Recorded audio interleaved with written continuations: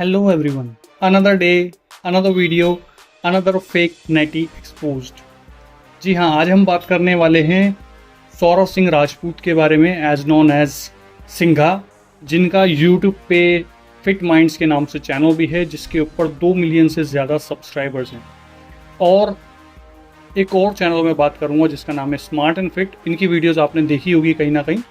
इन्होंने अपनी recent video में सिंघा को एक्सपोज किया है और बताया है कि ये नेचुरल नहीं है। इसके अलावा रजत दलाल ने भी बोला है कि सिंघा इज़ नॉट नेचुरल। चलो एक बार को मान भी लेते, रजत दलाल वाली बात झूठी हो सकती है क्योंकि वो कंट्रोवर्सी करते हैं, शायद लड़ाई के चक्कर में उन्होंने ऐसा बोल दिया हो। लेकिन सिंघा ने खुद भी एक्सेप्ट किया है और बोला है कि जो रजत दलाल देता था वो हम यूज़ करते थे बिना कोई क्वेश्चन करे, बिना ये समझे, बिना ये जाने कि वो हमें क्या दे रहा है। इंसुलिन की बात करी थी, टेस्टोस्टेरोन की बात करी थी।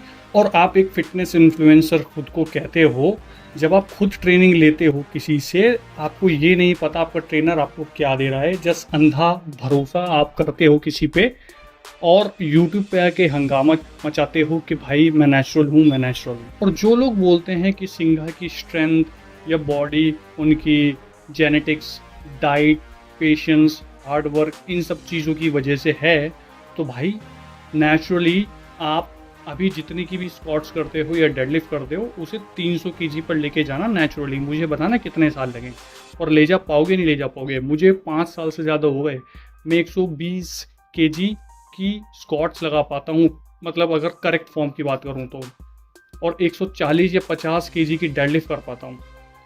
आज जाके मैं वहाँ पहुँचा हूँ, तो 300 केजी की तो डबल की बात हो गई डेडलिफ्ट की। तो इतना आसान नहीं है। एक नेचुरल एथलीट अपने मैक्सिमम रिजल्ट मसल बिल्डिंग के या स्ट्रेंथ गेन करने के अपने स्टार्टिंग जर्नी में ही कर लेता है मैक्सिमम।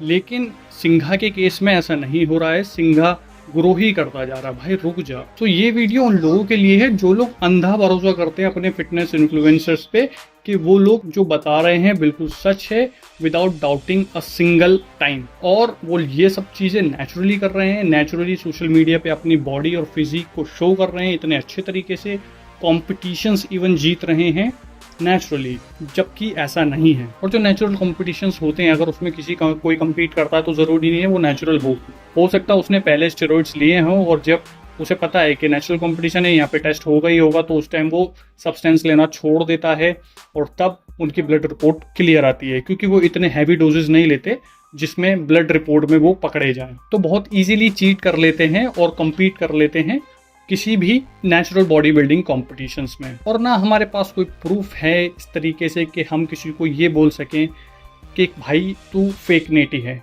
आज की डेट पे तो ऐसा कोई प्रूफ नहीं दे सकता मैं, लेकिन अपने माइंड में आपको फिल्टर लगाना पड़ेगा कि नेचुरली क्या अचीवेबल है और क्या नहीं। अब सिंघा ने स्टेरॉइड्स जानबूझ के लिए या धोखे से लिए, दैट डज नॉट मैटर।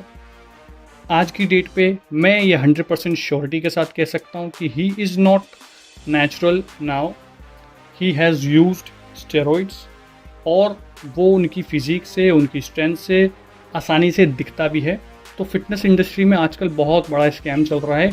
छोटी छोटी लाइट डोजेज में आप स्टेरॉइड्स लेते रहो और अपनी ग्रोथ को रुकने मत दो, जबकि नेचुरल जो ग्रोथ होती है वो एक टाइम पर आके रुक जाती है। 5-6 साल तक आपको ग्रोथ मिलती है कांस्टेंट, लेकिन उसके बाद तो ग्रोथ मिलती ही नहीं है। 10-10, 15-15 साल से लोग लगे हुए हैं, मसल बिल्डिंग चेंज ही नहीं हो रहा है, इनका फोटोग्राफ्स में ट्रांसफॉर्मेशन ही नहीं हो रहा है। अगर आप नेचुरली करोगे तो आपको पता चलेगा, अदरवाइज आपको नहीं पता चलेगा। और सिंघा के केस में ऐसा नहीं है, तो मैं ये 100% श्योरिटी के साथ कह सकता हूँ कि he is not natural now. बाकी आपको क्या लगता है नीचे कमेंट्स में बताओ। मिलते हैं आपसे अगली वीडियो में, तब तक के लिए गुड बाय।